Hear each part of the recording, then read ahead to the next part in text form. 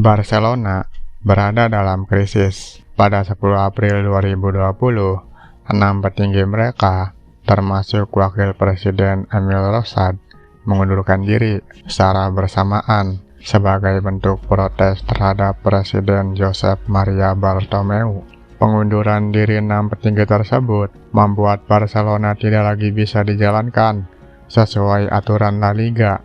Pasalnya di situ tertera bahwa klub setidaknya harus memiliki 14 direktur, termasuk presiden. Dengan mundurnya 6 orang tadi, Barcelona kini hanya memiliki 13 direktur. Lalu, apa sebenarnya yang terjadi? Kenapa krisis di Barcelona ini bisa terjadi? Yuk, langsung aja kita bahas. Pusat dari segala krisis di Barcelona ini adalah Bartomeu, yang sudah menjadi presiden klub sejak 2014, menggantikan Sandro Rosell. Menariknya, Rosell lengser dari jabatan presiden juga karena ada skandal. Transfer Neymar ke Barcelona terjadi pada masa kepemimpinan Rosell. Transfer ini kemudian menjadi bumerang bagi pria berusia 56 tahun tersebut. Rosell mengaku membeli Neymar dengan harga 57,1 juta euro. Setelah diselidiki lebih lanjut, ternyata harga Neymar jauh di atas itu. El Mundo menyatakan bahwa Barcelona membeli Neymar dari Santos dengan harga 95 juta euro. Versi lainnya adalah versi Bartomeu. Menurutnya, uang yang dikeluarkan Barcelona adalah 86,2 juta euro, tidak 95 juta euro. Memang, tetapi tentu saja angka itu jauh di atas angka yang disebutkan oleh Rosell. Barcelona adalah klub yang kepemilikannya dipegang oleh banyak orang, sosio. Demikian para pemilik itu disebut. Dengan demikian, pertanggungjawaban anggaran pun harus dilakukan setransparan mungkin. Salah satu sosio yang berprofesi sebagai apoteker, yang bernama Jordi Cases, mempertanyakan uang transfer Neymar tersebut. Karena Rosell tidak bisa memberikan jawaban yang memuaskan, dia pun mundur dari jabatannya. Bartomeu lalu naik menjadi suksesor. Nyatanya, kepemimpinan Bartomeu tidak jauh lebih baik daripada Rosell. Jika Rosell lengser karena pembelian Neymar, Bartomeu terus digoyang karena perkara penjualan serta upaya pembelian kembali Neymar yang belum kunjung berhasil. Selain itu, berbagai blunder lain telah dilakukan Bartomeu, seperti dalam penunjukan serta pemecatan Ernesto Valverde. Ada pula masalah kehumasan yang dianggap telah merugikan Kapten Lionel Messi serta sejumlah pilar senior lainnya. Berbagai blunder itu direspon Bartomeu dengan arogan. Alih-alih mundur, dia justru berniat merombak jajaran direksi Barcelona. Rosad yang aslinya merupakan calon suksesor Bartomeu itu masuk dalam daftar korban. Akhirnya, Rosad pun memilih mundur sebelum benar-benar dipecat. Bersamanya ada 5 anggota direksi lain, yaitu Enric Tombas, Silvio Elias, Mario Teixidor, Josep Pons, dan Jordi Klasmaia. Mengapa krisis di Barcelona ini bisa terjadi?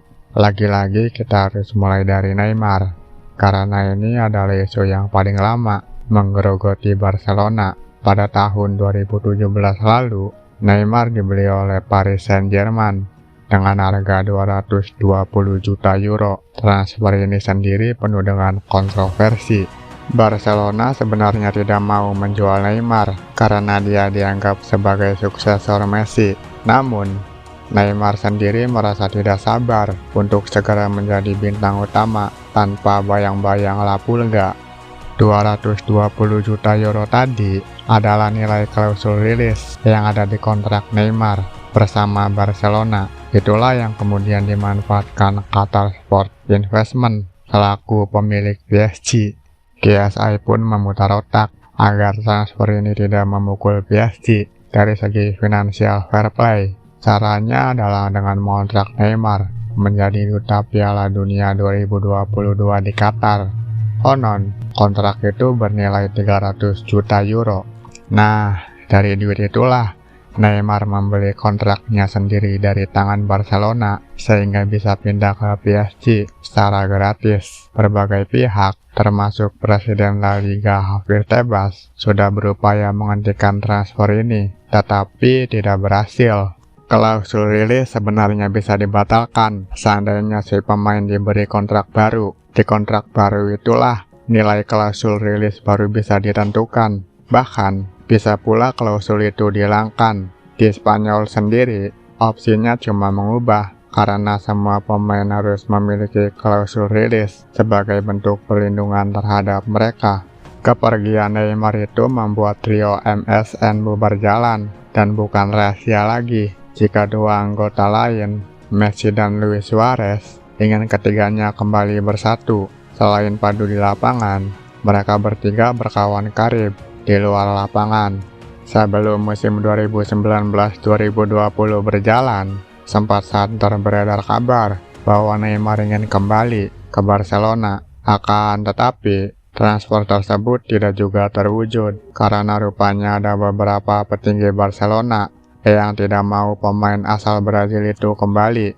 Bartomeu kabarnya merupakan salah satu petinggi Barcelona yang tidak mau Neymar kembali. Keengganan Bartomeu ini membuat relasinya dengan para pemain, khususnya Lionel Messi, mulai merenggang. Selain masalah Neymar, cara Bartomeu menangani pemecatan Valverde juga bermasalah. Valverde adalah pelatih pilihan Bartomeu. Sebelum akhirnya dipecat, berkali-kali ex anak asuh Johan Cruyff itu mendapat pembelaan dari Bartomeu. Valverde sendiri sukses membawa Barcelona berjaya di Spanyol. Namun, dua kekalahan memalukan di Liga Champions, masing-masing dari AS Roma dan Liverpool, membuat Valverde kehilangan dukungan dari banyak supporter. Tidak cuma itu, Valverde juga dianggap kelewatan pragmatis, sehingga nilai-nilai Barcelona seperti sepak bola yang atraktif dan kepercayaan terhadap binaan La Masia menjadi lenyap. Kombinasi berbagai hal itu akhirnya terakumulasi pada awal Januari 2020. Menyusul kekalahan dari Atletico Madrid pada semifinal Supercopa de España, Valverde akhirnya diberhentikan dari jabatannya. Namun, masalah tidak berhenti sampai di situ, karena rupa-rupanya Bartomeu belum menyiapkan penggantinya. Ketika Hendrik Satin akhirnya ditunjuk sebagai suksesor, Bartomeu mengaku pihaknya sudah lama bernegosiasi dengan mantan pelatih Real Betis tersebut. Akan tetapi, Satin sendiri mengaku baru dikontak Barcelona sehari sebelum diresmikan sebagai pelatih. Nah, loh, faktanya Bartomeu itu berbohong. Sebelum berpaling ke Satin, manajemen Barcelona sudah terlebih dahulu berupaya mendekati mantan pemainnya, yaitu Xavi Hernandez dan Ronald Koeman. Akan tetapi, Xavi dan Koeman menolak. Khusus Koeman, dia mau saja menangani Barcelona, tetapi harus menunggu Euro 2020 selesai digelar. Masalah pemecatan Valverde ini sempat membuat Messi bersiteru dengan Eric Abidal, mantan rekan setimnya, yang sekarang menjadi direktur di Barcelona. Abidal menilai ada pemain yang tidak perform, sehingga Valverde akhirnya dipecat. Mendengar ini, Messi tidak terima. Dia bahkan berbalik menyerang Abidal, selaku kepala direktorat olahraga, yang dianggapnya bertanggung jawab atas penunjukan Valverde. Kegagalan Barcelona mendatangkan striker berkualitas di bursa transfer Januari juga tidak membantu manajemen. Tidak lama setelah cekcok ini, muncullah apa yang sekarang disebut sebagai Barçagate. Kabarnya, Bartomeu menyewa sebuah agensi yang bernama A3 Ventures untuk memulihkan nama baiknya di media.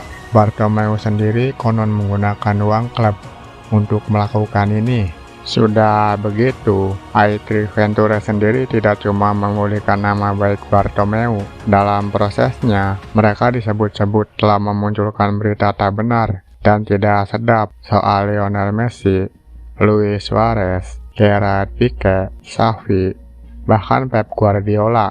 Bartomeu dan A3 Ventures sudah membantah kabar ini. Namun, Rosa dan kawan-kawan tidak percaya. Mereka sudah menyewa Waterhouse-Cooper untuk mengaudit keuangan Barcelona demi mencari kebenaran.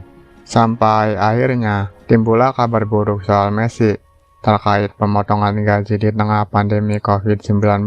Pandemi ini membuat kompetisi dihentikan dan pemasukan Barcelona turun drastis. Para pemain harus menerima pemotongan gaji. Akan tetapi, sebelum pemotongan gaji dilakukan, sebuah kabar menyeruak. Disebutkan bahwa Messi termasuk dalam daftar pemain yang menolak pemotongan gaji.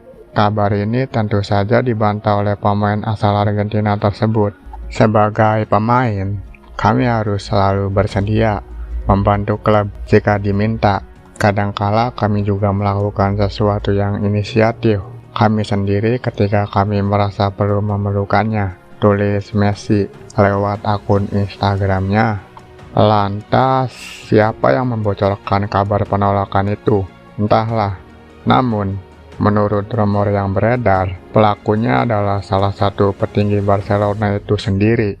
Masa jabatan Bartomeu sendiri sudah berakhir pada tahun 2021 lalu, dan dia tidak bisa lagi mengajukan diri sebagai presiden dari Barcelona. Krisis di Barcelona ini bukan suatu hal yang baru. Saling tikam untuk berebut kuasa adalah hal yang lumrah di klub kebanggaan Catalunya itu. Bahkan, Cruyff yang merupakan sosok paling berjasa dalam membangun Barcelona era modern saja pernah ditikam oleh petinggi klub. Pada tahun 1996, Cruyff dipecat dari jabatan sebagai pelatih. Namun, pemecatan ini tidak dilakukan secara transparan. Beberapa hari sebelum dipecat, Cruyff sempat diberitahu bahwa klub percaya sepenuhnya kepada dirinya. Di saat yang bersamaan, manajemen klub menjalin kontak dengan Sir Bobby Robson. Tidak tahu dengan masalah internal, Sir Bobby mengiyakan tawaran tersebut. Setelah konfirmasi dari Sir Bobby diterima, barulah Barcelona memecat Cruyff. Pelakuan ini membuat Cruyff berangbukan kepalang. Pada dasarnya, segala keputusan yang dibuat oleh presiden adalah bagian dari kontes popularitas. Sistem kepemilikan klub lah yang memungkinkan hal-hal semacam ini terjadi, dan krisis sepertinya akan selalu menjadi bagian tak terelakkan dari perjalanan klub. Itulah kenapa krisis di Barcelona ini bisa terjadi. Terima kasih telah menonton video ini. Klik like dan subscribe jika kalian suka. See you.